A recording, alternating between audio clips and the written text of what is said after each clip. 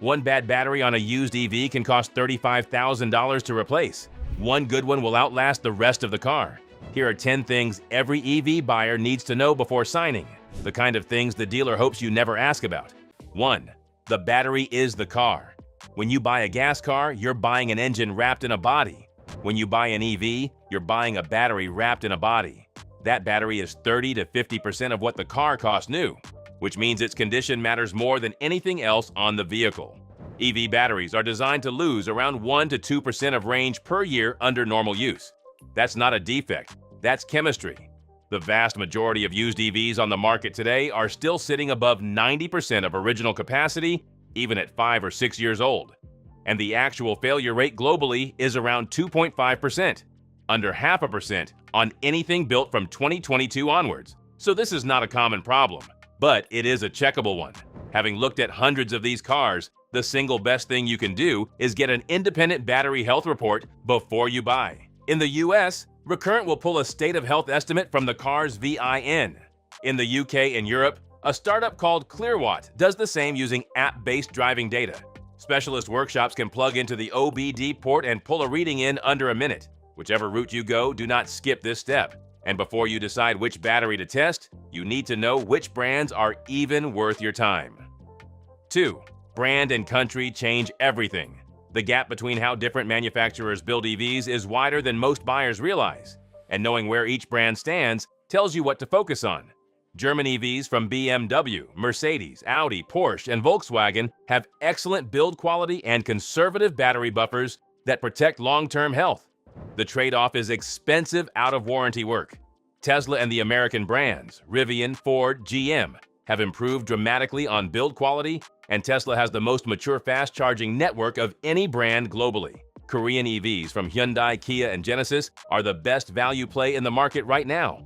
Longest warranties of any major brand, excellent build quality, and the Ioniq 5 and EV6 charge faster than most rivals. Chinese EVs from BYD, NIO, XPeng, and Zeekr are sold across Europe, the UK, and Australia, but not yet in the US. The BYD Seal and Zeekr 001 are competitive with anything from Europe, though used market data is still thin, so warranty matters more than usual. Japanese EVs have been slower to develop competitive long-range batteries. The early Nissan Leaf in particular used a passive air-cooled battery design that hasn't aged well in hot climates. None of this rules any brand in or out. It tells you where to focus your inspection, and I've broken that down in full in my used EV buyer's guide. Links in the description. And once you've narrowed down the brands, there's one habit of the previous owner that tells you more about the car's real condition than the odometer ever will. 3. Fast charging hurts more than mileage. A 60,000-mile EV that's been slow charged at home is almost always in better shape than a 30,000-mile EV that's been DC fast charged every single day at a public station. The 2026 Geotab study analyzed over 22,000 real-world EVs and found the average battery loses 2.3% capacity per year. Filter to slow, AC chargers only, and that drops to 1.5%. Heavy fast-charging users, nearly 3%. After 5 years, that's the difference between a battery at 92% and one at 85% on an otherwise identical car. When you're test driving, ask the seller how they charged it. If they hesitate or say, always at the supercharger, that's information. And while you're walking around the car asking those questions, there's something at each corner that's going to cost you serious money if you miss it. 4. Tires aren't what you think. EV tires are different from regular tires, and this catches a lot of owners off guard. They're built to handle the extra weight of the battery pack, the instant torque of an electric motor, and they're often made with compounds that reduce rolling resistance to squeeze more range out of the car. Pull a penny out and slide it into the tread groove with Lincoln's head pointing down. If you can see all of his head, the tires are worn. And a set of 4 EV-rated replacements runs $800 to $1,600. On a Tesla Model Y or an Audi e-tron, you're at the upper end of that. Check both the inside and the outside edges, because EVs wear tires unevenly when the alignment has been off, and look at the brand. If the original EV-specific tires have been swapped for cheap all seasons, range drops, the cabin gets louder, and you've inherited an immediate expense. Speaking of range, the number you'll see on the dashboard isn't telling you what you think it is. 5. The range number is a guess. Every EV displays an estimated range when you turn it on. That number is not real. It's a prediction based on recent driving behavior, temperature, and how the previous owner has been treating the car. If the battery is showing 70% state of charge, the displayed range should be roughly 70% of the car's original EPA or WLTP figure. So a car rated at 270 miles when new should show around 190 miles at 70% charge. If it's showing significantly less, say 140 miles at 70%, there's a problem, and that gap needs explaining before you sign anything. It could be degradation, it could be cold weather, it could be a heavy-footed previous owner. Whatever it is, the seller needs to account for it. And one of the biggest factors behind how a battery actually ages comes down to what's inside the pack itself. 6. Battery chemistry isn't equal. The two main battery types you'll find in the used market are NMC, nickel manganese cobalt, and LFP, lithium iron phosphate. They behave very differently in long-term ownership. NMC batteries are higher energy density, which generally means more range for the same physical size. They're what you'll find in most German EVs, most Korean EVs, and the longer-range Tesla variants. The trade-off is that they're more sensitive to heat and to being charged to 100% regularly. LFP batteries hold less energy per pound, so the maximum range is usually lower on paper. But they're significantly more durable, they handle being charged to 100% every day without degradation, and they last longer overall.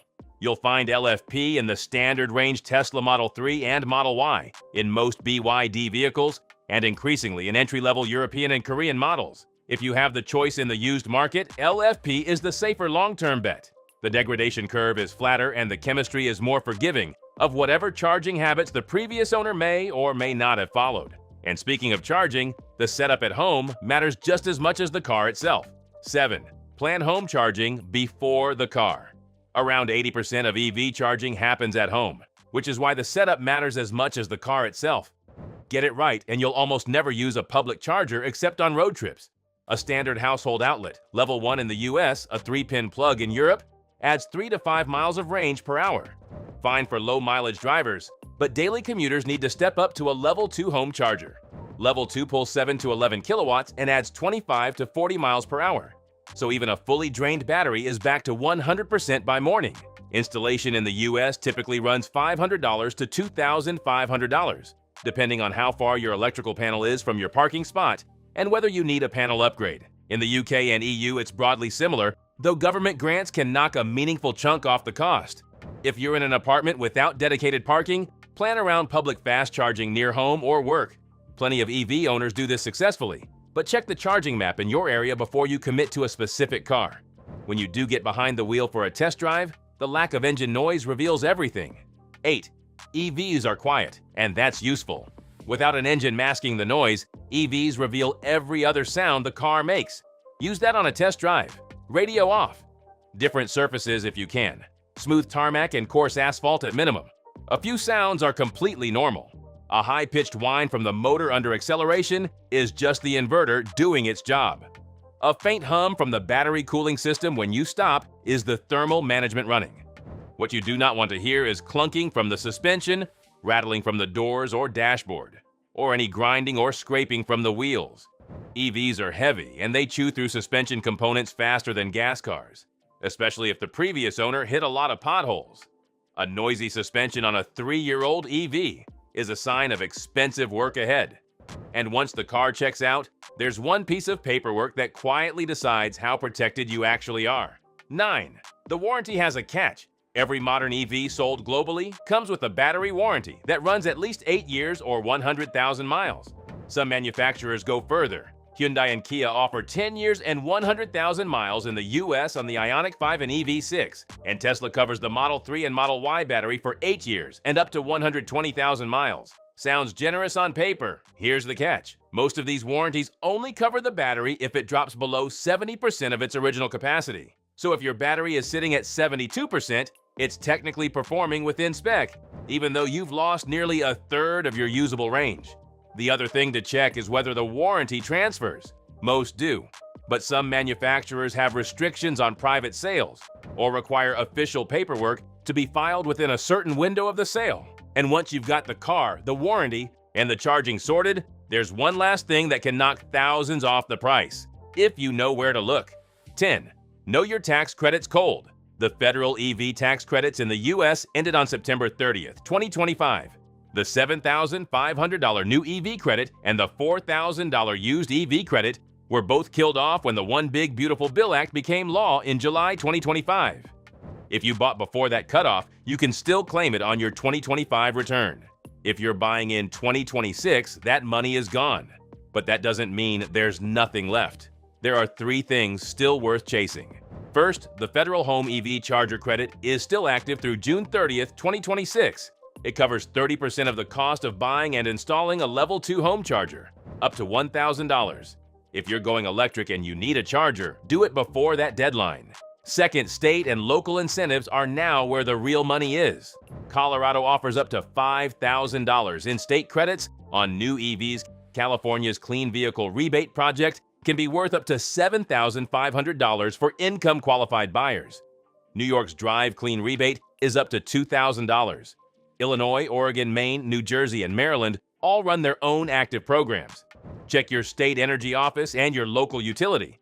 Plenty of utilities offer discounted overnight electricity rates for EV owners that can cut charging costs by 50 to 70%. In the UK, the new electric car grant launched in July 2025 gives £1,500 to £3,750 off new EVs priced under £37,000, applied automatically at the dealer. The home charger grant for renters and flat owners increased to £500 from April 2026. Just note that EVs lost their full road tax exemption in April 2025. They now pay a small first-year rate and the standard annual rate after that. In the EU, used EV incentives vary wildly by country. Germany, France, and the Netherlands all run different schemes, and some are far more generous than others. Worth half an hour of research before you commit, because the savings can run into the thousands. Where this leaves you: a used EV is one of the smartest car purchases you can make right now. The technology is mature, the depreciation curve favors the second owner, the running costs are lower than any gas car, and the driving experience is genuinely excellent across almost every brand on the market. The vast majority of used EVs are in great shape, and the handful that aren't are easy to spot if you know what to look for. Run the battery health report, check the warranty, look at the tires, test the range math, listen on the drive. Know your incentives. That's the difference between a brilliant buy and a costly one. Whatever you're shopping for, German, American, Korean, Japanese, Chinese, or anything in between, the same rules apply. The car you want is out there. If you found this helpful, hit subscribe. We cover every EV on the market, no brand loyalty, just honest advice. And if you want the full step-by-step buying guide with the inspection checklists, battery health resources, and brand-specific red flags all in one place, the link to the ebook is in the description below.